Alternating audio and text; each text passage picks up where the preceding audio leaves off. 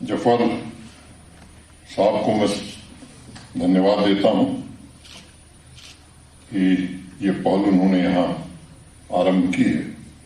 पीछे जब उनसे मुलाकात हुई थी तो बातचीत में उन्होंने फाइनेंशियल इंक्लूजन पर एक वर्कशॉप हो और फिर इस काम को कैसे आगे बढ़ाया जाए तो जम्मू कश्मीर के नौजवानों के लिए इस पर चर्चा की थी। इस यात्रा में नौजवानों को क्या सहूलियत दी जा सकती है, फाइनेंशियल लिटरेसी उसका कैसे माध्यम बन सकता है, एक लंबी बात उनसे हुई थी। मैं बात शुरू करूं उसके पहले मिशन यूथ की यहां चर्चा हुई है। मोटे तौर पर सरकार के अंदर विभिन्न विभागों में यूथ के लिए अनेक कार्यक्रम चलते हैं। आप सब जानते हैं एक हाथ क्या कर रहा है दूसरे हाथ को पता नहीं होता है। एक विचार आया था कि जो भी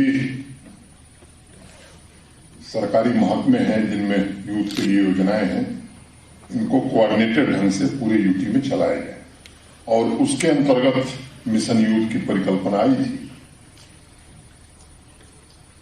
जम्मू और श्रीनगर में 2 बड़े सेंटर बनाना, हर जिले में एक इसका सेंटर बनाना, एक लीन एडमिनिस्ट्रेटिव स्ट्रक्चर खड़ा करना।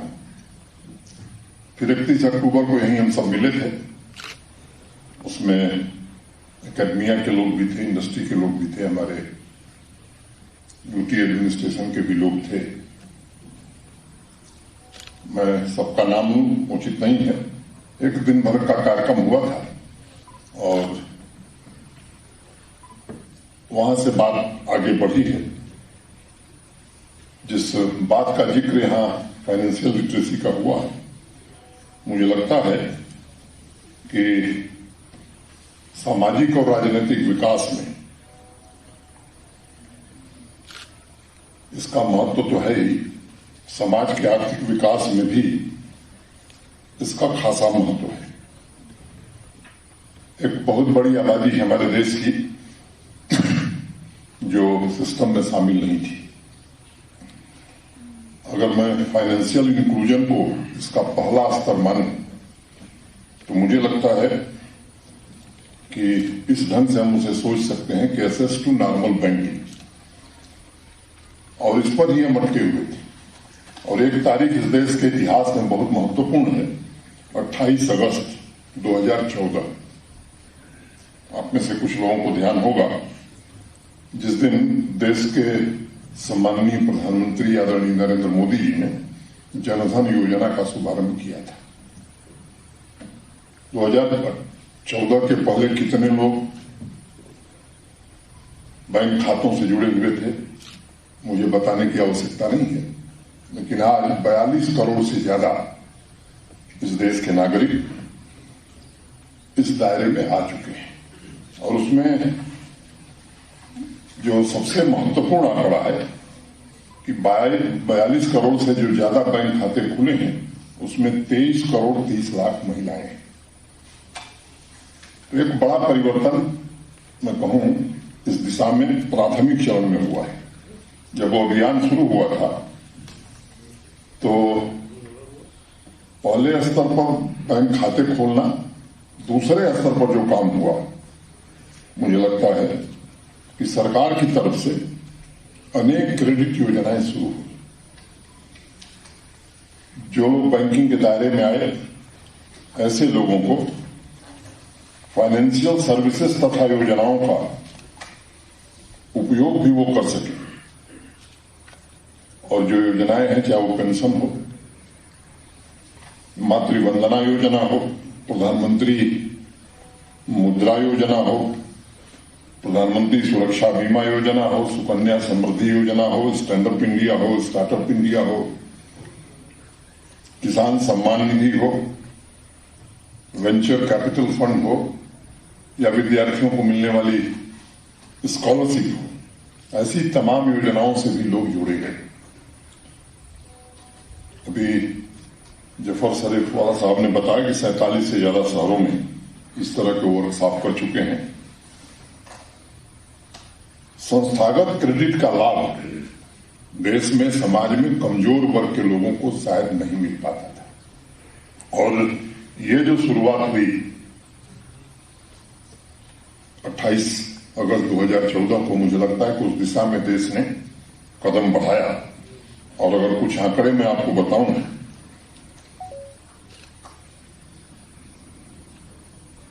5 सालों में अगर मैं सिर्फ स्टैंड अप इंडिया की बात करूं तो अब तक 25,586 करोड़ रुपए इस योजना के अंतर्गत देश में अनेक लोगों को दिए गए, और उसमें 80% से ज्यादा महिलाएं हैं जिन्होंने इसका लाभ उठाया है, और अब आज वो उद्यमी बन चुकी हैं। श्रीनगर के मेयर साहब ने यहां कहा कि जॉब सीकर नहीं बनना है, तो अब उद्यमी बन गई हैं, लोगों को रोजगार दे रहे हैं। प्रधानमंत्री मुद्रा योजना का अगर उदाहरण हम लें तो इस योजना में भी जो लाभार्थी हैं वो 68% महिलाएं हैं। मैं जम्मू कश्मीर के आंकड़े देख रहा था यहां आने के पहले। 31 मार्च 2021 तक सिर्फ पुलवामा और रियासी, ये 2 जिले हैं जहां 100% कवरेज नहीं है, और इन 2 जिलों में भी कवरेज 90% से ऊपर हो गया है। मैं उम्मीद करता हूं कि इन 2 जिलों में भी जल्दी से जल्दी 100% कवरेज हो जाएगा। और हमारी जो सोशल सिक्योरिटी की स्कीम्स हैं, उनके आंकड़े अगर मैं उसकी चर्चा करूं तो मोटे तौर पर 95, 96 माने 90% से अबव हर जनपद में ये योजनाएं लागू हो गई, और इसके कारण बड़ा बदलाव आया है। तीसरा स्तर या जो तीसरी सीढ़ी हम कर सकते हैं वो वैल्यू एडिशन की हो सकती है, और फाइनेंशियल प्रोडक्ट के दोहन की हो सकती है। उस दिशा में भी कुछ काम यहां आगे बढ़ा है, और ट्विन एक्शन प्रोग्राम के तहत शहरी तथा ग्रामीण इलाकों में अलग अलग टारगेट ग्रुप के साथ मिलकर के मिशन यूथ ने यहां काम शुरू किया है। प्रधानमंत्री मुद्रा योजना में 2016 में 1 साल की अवधि में आर्थिक सहायता लेने के लिए जम्मू कश्मीर में मात्र 50,000 लोग आए थे। फिर अगले साल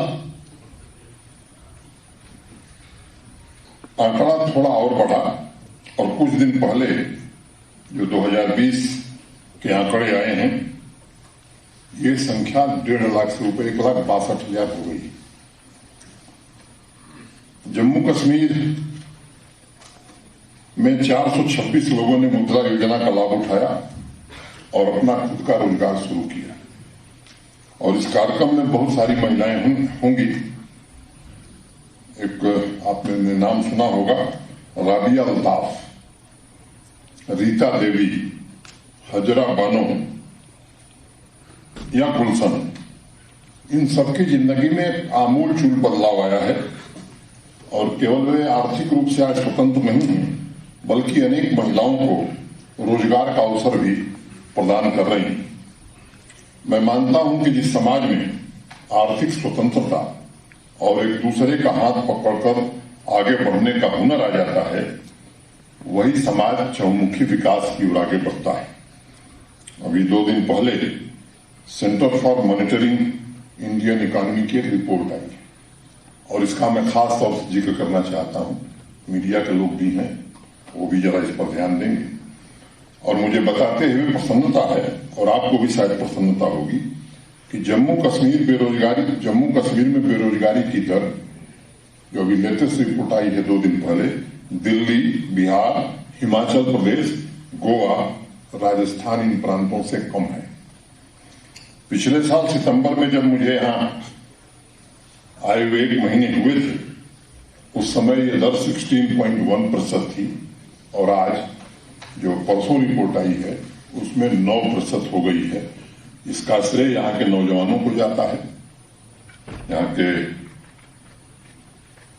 जनता को जाता है, जिन्होंने स्वरोजगार के माध्यम से एक नई ऊंचाई पूरे यूनियन टेरिटरी को देने का काम किया है।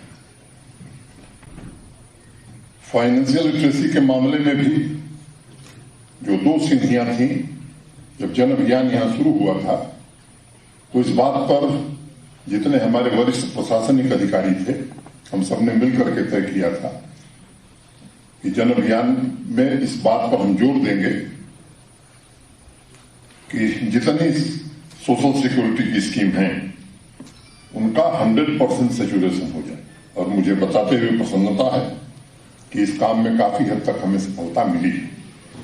हर बुधवार को, वेडनेसडे को ब्लॉक दिवस का जो कार्यक्रम होता है उसमें भी हमारे जो डीसीज हैं या बाकी के हमारे प्रशासनिक अधिकारी हैं, मुझे लगता है कि इन सब बातों पर विशेष रूप से ध्यान दिया जाता है और कोशिश हो रही है कि जल्दी से जल्दी 100% सैचुरेशन हो जाए। 54 मोटे तौर पर भारत सरकार की ये 54 स्कीम्स हैं। जम्मू कश्मीर में एंटरप्रेन्योर बने, एक मजबूत इकोसिस्टम तैयार हो, क्योंकि नेचुरल रिसोर्स और पोटेंशियल यहां बहुत है, सही तरीके से कैसे इस्तेमाल हो। अनेक योजनाएं सरकार की ओर से, प्रशासन की ओर से चल रही हैं। आपसे भी मैं निवेदन करूंगा कि आप इसका पूरा लाभ उठाएं।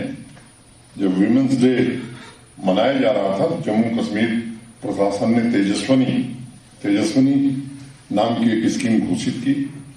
18 से 35 आयु वर्ग की जो हमारी बहनें हैं, प्रशासन की तरफ से उन्हें आर्थिक सहायता इस योजना के अंतर्गत मुहैया कराई जाएगी और ट्रेनिंग का भी पूरी तरह से बंदोबस्त किया जाएगा। विमेंस एंटरप्रेन्योर का जो इकोसिस्टम है उसको मजबूत किया जाए, इसके लिए प्रयत्न प्रारंभ हुआ है।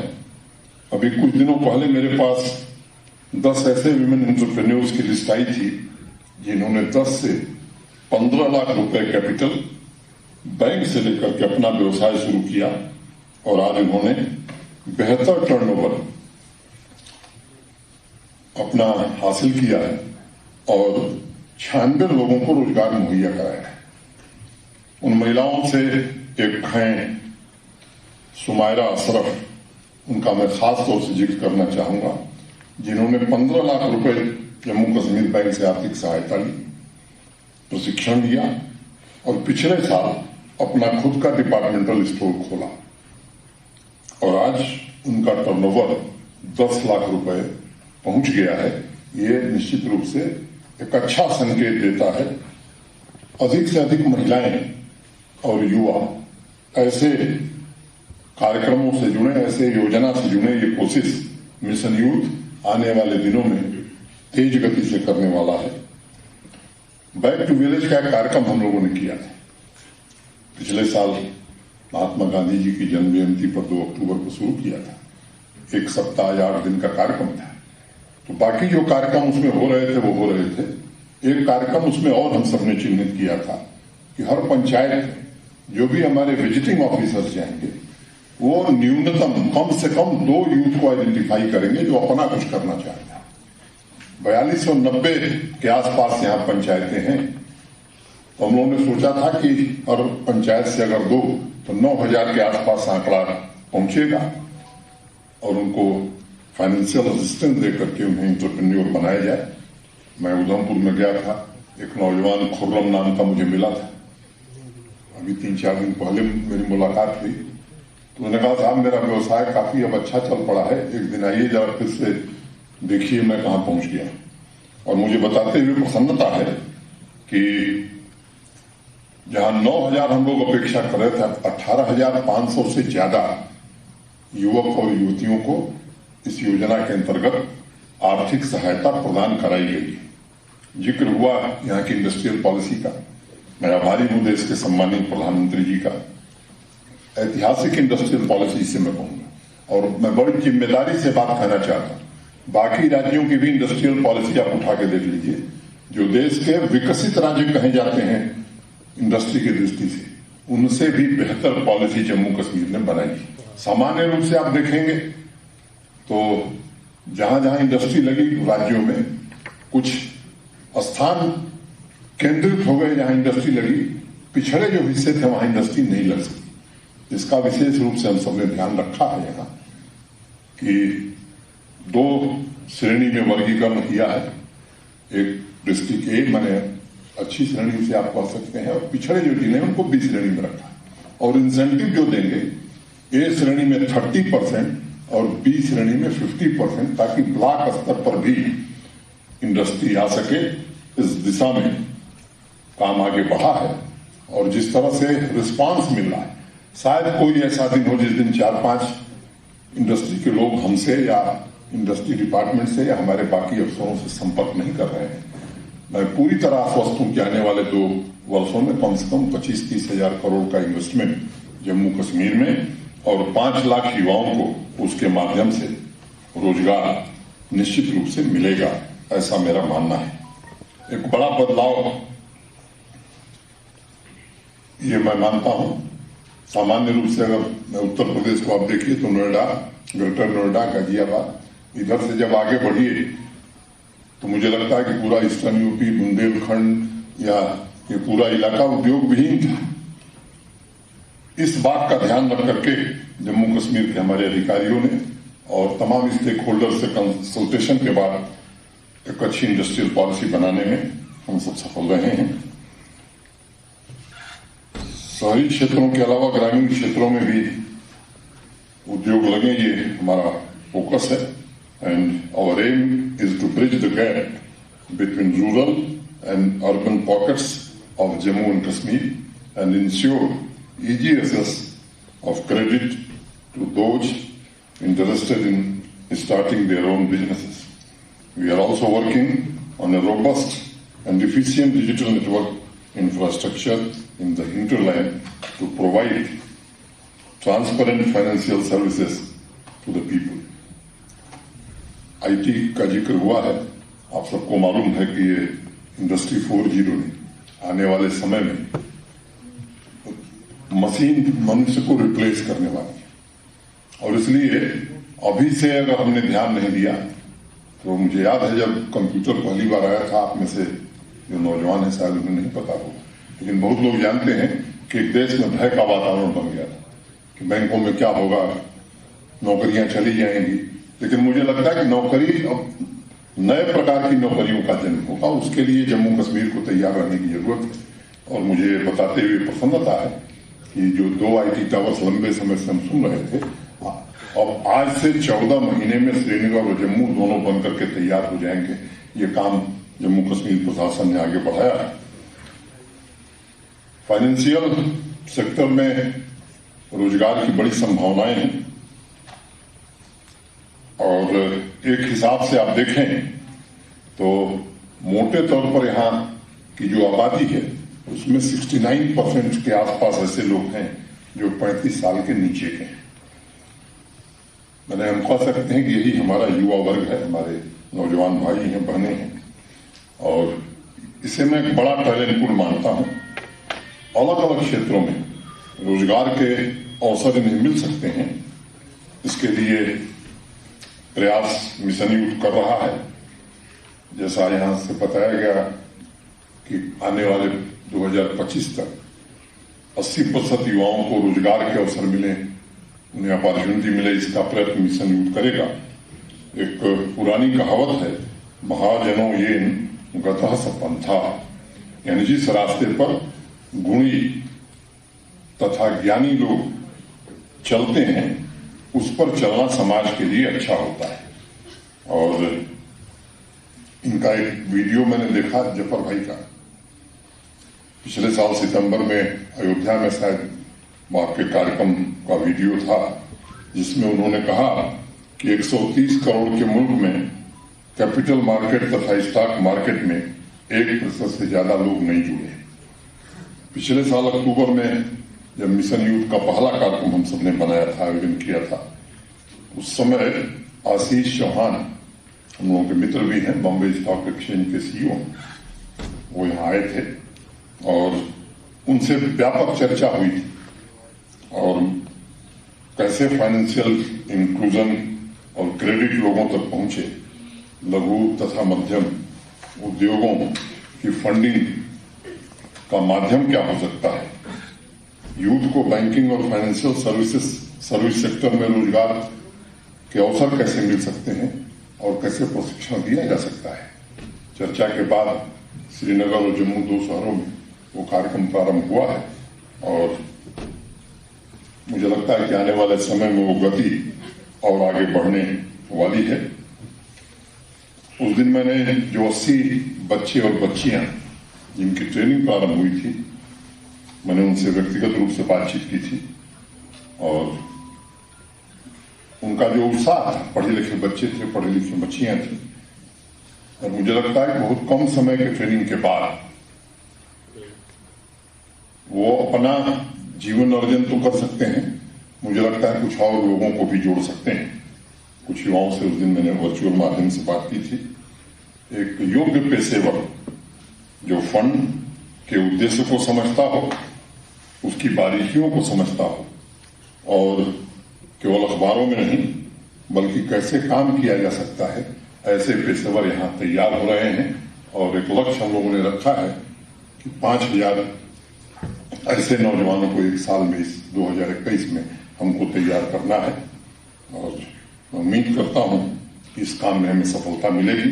खासतौर से साई जब से सीईओ बने हैं, मुझे लगता है कि इनके श्रम से ये काम हम निश्चित रूप से मुकाम तक पहुंचाएंगे। अक्टूबर में इंडिया इन्वेस्टमेंट रिपोर्ट में एक बहुत रोचक जानकारी थी। अब म्यूचुअल फंड इन्वेस्टमेंट सिर्फ बड़े शहरों तक सीमित नहीं रह गया है। टेक्नोलॉजी तथा फाइनेंशियल लिटरेसी के चलते अब धीरे धीरे ये छोटे शहरों में 2 टियर और 3 टियर सिटी की ओर बढ़ रहा है और उसमें एक बड़ा मजेदार आंकड़ा है। एसेट एलोकेशन को लेकर के जिसके जरिए इन्वेस्टर बेहतर रिटर्न की आशा करते हैं, उसकी एक कैटेगरी इक्विटी में सबसे ज्यादा इन्वेस्टमेंट करने वालों में बिहार तथा जम्मू कश्मीर है। देश के जो 2 सबसे अग्रणी राज्य या यूटी कह सकते हैं, बिहार और जम्मू कश्मीर है। रोजगार की दृष्टि से अगर मैं पूरे देश के आंकड़ों पर नजर डालता हूं तो बैंकिंग, फाइनेंशियल सर्विसेज तथा इंश्योरेंस सेक्टर में 2018-19 में कुल वर्कफोर्स मात्र 40 लाख थी, लेकिन एक अनुमान के मुताबिक 2022 तक ये संख्या बढ़कर के 85 लाख होने वाली है। तो ये जो अवसर हमें है, मुझे लगता है कि इसका भरपूर उपयोग जम्मू कश्मीर के नौजवान कर सकें, इसमें बड़ी गुंजाइश है। और 5 साल बाद जो अनुमान किया जा रहा है, ये 85 लाख का आंकड़ा बढ़ करके 2 करोड़ से ऊपर जाने वाला है। मुझे लगता है इस सेक्टर पर काफी मिशन युग ने बल दिया है और आने वाले समय में आज जो कार्यक्रम हो रहा है, इससे भी इसको काफी सहायता मिलेगी। और क्या स्किल्स चाहिए, अब स्केलिंग कैसे करनी है, फाइनेंशियल लिटरेसी, क्रेडिट एक्सेस के विस्तार के साथ इंटरप्रेन्योरशिप को प्रोत्साहन देकर के जम्मू कश्मीर में व्यावसायिक और तकनीकी कौशल विकसित कर सकें, एक सशक्त वातावरण तैयार करने में हम सब लगे हैं। बैंकिंग, वित्तीय सेवाएं, बीमा क्षेत्र के प्रयास जो भी मुझे लगता है कि शुरू हुए हैं, मैं मानता हूं कि एक स्किल्ड वर्क फोर्स बनाने में आने वाले समय में हमें सफलता मिलेगी। डिमांड और सप्लाई के बीच जो गैप है, उसे भरने की कोशिश कर रहे हैं। आज का प्रोग्राम उसी दिशा में एक सकारात्मक और महत्वपूर्ण कदम मैं मानता हूं और मैं उम्मीद करता हूं कि इस गैप को जल्दी से भरने में हम सफल होंगे। सभी स्टेक होल्डर्स से मेरा आग्रह है कि जम्मू कश्मीर में अपार संभावनाएं और प्रशासन अपनी ओर से ईमानदारी से कोशिश कर रहा है। आइए सभागार में उपस्थित सभी नौजवान बहनों भाइयों से मैं आग्रह करना चाहता हूं कि नए जम्मू कश्मीर की इस यात्रा में इन्वेस्टमेंट करके एक ठोस विकास का मॉडल हम तैयार करें। आप सब लोगों को मैं हृदय से शुभकामना देता हूं और आयोजकों को विशेष रूप से मैं साधुवाद देता हूं। अंत में 2 पंक्तियां कहते हुए मैं अपनी बात खत्म करूंगा। दौलते इश्क नहीं बांध के रखने के लिए इस खजाने को जहां तक हो लुटाते रहिए। जिंदगी भी किसी महबूब से कुछ कम तो नहीं, प्यार है उससे तो फिर नाज उठाते रहिए, नाज उठाते रहिए। बहुत बहुत धन्यवाद।